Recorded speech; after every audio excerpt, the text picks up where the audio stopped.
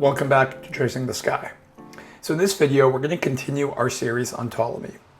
Last time we looked at Ptolemy's model in full, and we saw all of the devices he used to help understand Mars' path through our sky.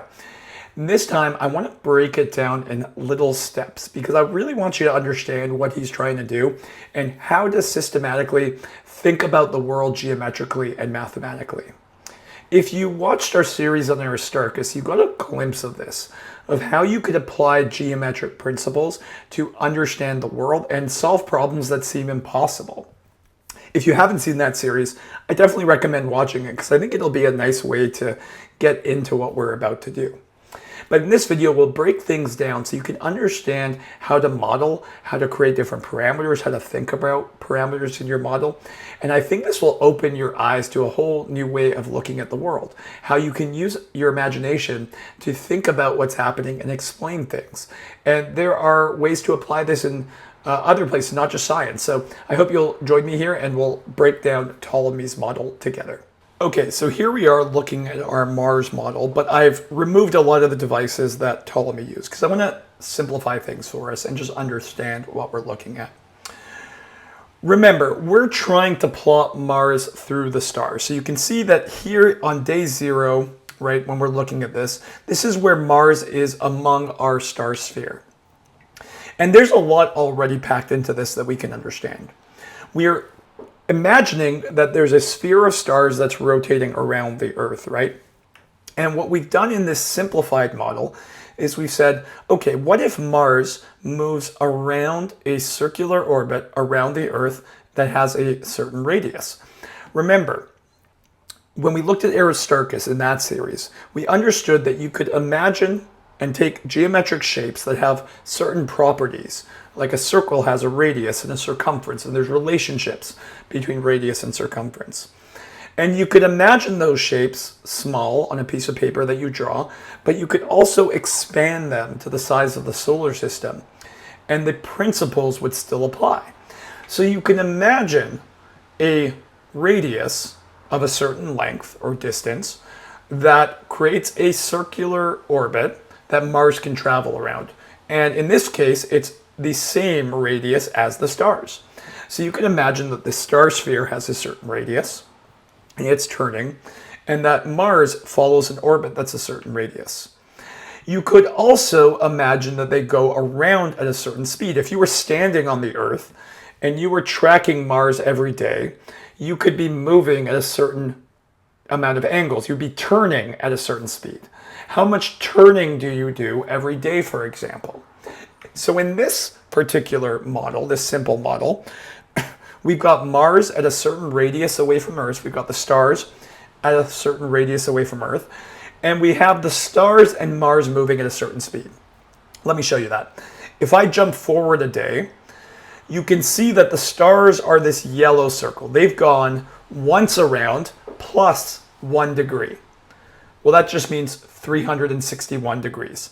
The stars in a single day, if I do that again for you, if I start on day 0, you can see everything goes around the Earth once, but it's a very small extra amount. The stars have gone around the Earth once, plus a little bit more, plus 1 degree. Mars did the same thing, but it went around once and half a degree. So everything moved a little bit further west, but the stars moved a whole degree extra versus Mars only moved half a degree more. So that would cause Mars to lag behind the stars.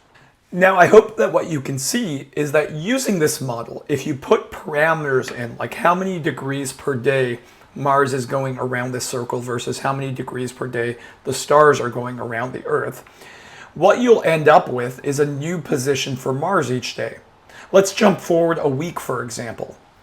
You can see that everything's gone a little bit further west, but Mars has lagged behind a little bit. So you could see if you turn this sphere, if you built a sphere of stars, for example, and spun it around the Earth and then lagged Mars behind, you would be able to plot where Mars is among the stars. Now, instead of having to create a physical model, what you could do is, if you were really disciplined, you could track the positions of all of the stars, the azimuth and altitude, right? Those angular coordinates of celestial bodies as you see them from your position on Earth, you could track where they are and move them accordingly and move Mars relative to them based off of this and be able to plot where Mars is in the sky and then go outside and observe. You could start on a particular day, move Mars a certain angular amount of turning around the Earth and the stars, and then figure out where Mars is among the stars, go outside on another day and see if Mars is where you think it's going to be. And then what you can do is you can adjust the speeds, the angular speeds, right? How fast is Mars going around versus the stars going around to see if your model can fit the data. If you adjust those parameters, is Mars where you think it's going to be? Or is it somewhere else? And then can you make other adjustments? And that's all we're doing with modeling. When we're modeling something, we're trying to imagine the kind of system that exists, whether it's geometric or just mathematical. And we're trying to see whether that model accurately predicts where things are going to be.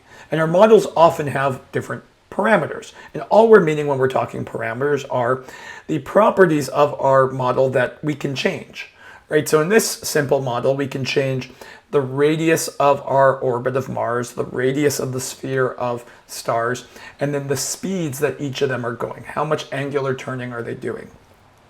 And that's all we're talking about when we're looking at our models.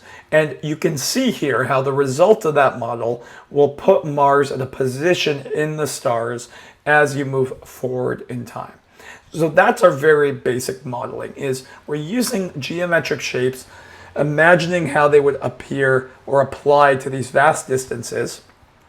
And we're adjusting some of our properties to see if it helps explain where Mars is going to be among the stars. Those are the fundamentals that we're doing. Okay, so those are the basics of what we've got on screen now. Let's apply those ideas to add more devices, because if Ptolemy were to just use what we're seeing, he wouldn't get the right answer. Already we know this can't be the right model, because in this model, if Mars is just moving around this orbit but slower than the stars, it would just constantly be lagging behind. And we know that Mars speeds up and slows down in retrograde. So this can't be the right model. So let's play the motion just so we can see this in kind of a slowed down approach and just see how things are moving. And the first thing he can start to do is he can add an epicycle, right? He can manipulate the radius of this epicycle so that he can move Mars around this point and have that point go around the circle. And by doing this, he actually adds two different parameters. He adds the radius, but also the speed. How fast is Mars going around this point? How fast is Mars going around the epicycle? How big is the epicycle? And how big is the deferent? You might remember that this is called the deferent. And you can see that as we're going here, right, the size and the speeds are going to affect where Mars is among the stars. It's also controlling how far or close Mars is from Earth, but you can see that if all we can see is, you know, where Mars is among the stars, we can't really see or tell how far because things are so far away. This model will change how Mars is moving through the stars compared with the previous model, right? So now we've added more parameters that we can adjust. Next, you might recall that this wasn't sufficient, and so he had to add the eccentricity distance, right? So he had to move the Earth and Mars off center from the deferent. So this center point here represents the center of the deferent. You can then move the Earth off center and this point, which we call the equant point. And now that will change how fast the epicycle moves around the deferent, because the deferent has a different center. And so again, he now has additional parameters he can change. He can change how much he wants to offset this eccentric distance, which will affect the speed that this point goes around the deferent, right? So imagine the stars are centered around the Earth, the deferent is centered around this point, and the epicycle is going around this point at a constant rate. So he can control the speed that the epicycle is going around the equant, which will then have implications about how fast it appears to be going around the deferent. Now, I know that's a lot. We'll talk more in detail next time about what this means mathematically and how to think about this, because I think it's super valuable. But for now, I hope you can see that each of these geometric shapes has these properties, right? And really, we've kept it quite simple. We're just dealing with circles, right? We're dealing with circles that have a radius that are turning around a center point at different speeds. And we've just layered multiple circles and moved our circles around. But ultimately, all we're dealing with are 2 parameters per circle. The size of the circle, which is the radius, and the amount of turning that that circle is doing around its center, right? And that's our speed. And we've done 2 really simple things.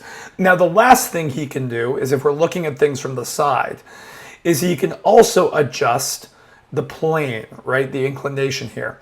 So he can move the deferent, right, along and put it at a tilt, right? So it's not on the same plane as the Earth or the stars. And he can do the same thing for the epicycle, right? He can just tilt it, right, if he wants to. So you can see now that things like the epicycle and the deferent are now on different planes. And that will cause it to go kind of that up and down motion we were talking about and seeing when we looked at Mars. But again, all I've done is add the same devices we were using last time, and we're still in really simple territory in some ways. We're just taking these geometric shapes, these circles, and we're just dealing with circles, and we're changing the size and the speed that they're turning. And in some cases, in the case of the deferent and the epicycle, we're changing the tilt. Well, I hope that helped you understand how to think about things geometrically and how to combine all of these geometric shapes into a model that you could use to understand how Mars is moving. In the next episode, we'll add a little bit more to this by thinking about the math that you could add to help you solve these things, so you wouldn't have to construct all these physical models and do this as manually. We'll show you how you could do a sequence of math so that you could start to think about the relationship between geometry and math and what you can see in the sky. And we'll kind of cap it off by actually looking at how you would use this model to connect these geometric shapes, the math, to a position that Mars appears in the sky. So I hope you'll join me next time for that. See you then.